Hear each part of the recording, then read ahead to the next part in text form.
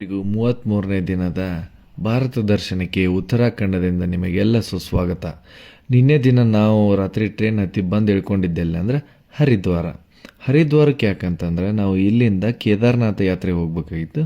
ಅದ್ರ ಸಲುವಾಗಿ ಬೆಳಿಗ್ಗೆ ಬಂದ ತಕ್ಷಣ ಧರ್ಮಶಾಲೆ ಒಳಗೆ ರೂಮ್ ಎಲ್ಲ ಮಾಡಿ ಸಾಮಾನೆಲ್ಲ ಇಟ್ಟು ನೆಕ್ಸ್ಟ್ ನಾವು ಬಸ್ ಸ್ಟ್ಯಾಂಡ್ ನಿಯರ್ ಇರುವಂಥ ಒಂದು ಹೋಟೆಲ್ಗೆ ಹೋದ್ವಿ. ಅಲ್ಲಿ ಯಾಕಂತಂದ್ರೆ ಇಲ್ಲೇ ಚಾರ್ಧಾಮ್ ಯಾತ್ರೆದ ರಿಜಿಸ್ಟ್ರೇಷನ್ ಪ್ರೊಸೆಸ್ ಆಗ್ತೈತಿ.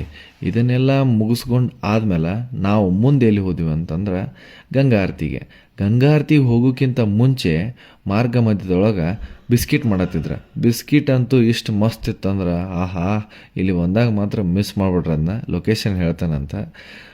ಅಲ್ಲಿಂದ ಗಂಗಾ ಆರತಿ ಮುಗಿಸ್ಕೊಂಡು ರೂಮಿಗೆ ಬರುವಾಗ ಮಳೆ ಮಾತ್ರ ಹಚ್ಚಿ ಕಟ್ಯಾಕಿತ್ತು. ಆಮೇಲೆ ಒಂದು ಚಟ್ಪಟ್ ಚಾಟ್ ಗೀಟ್ ಎಲ್ಲ ತಿಂದ ರೂಮಿಗೆ ಬಂದು ಮಲ್ಕೊಂಡ್ವಿ.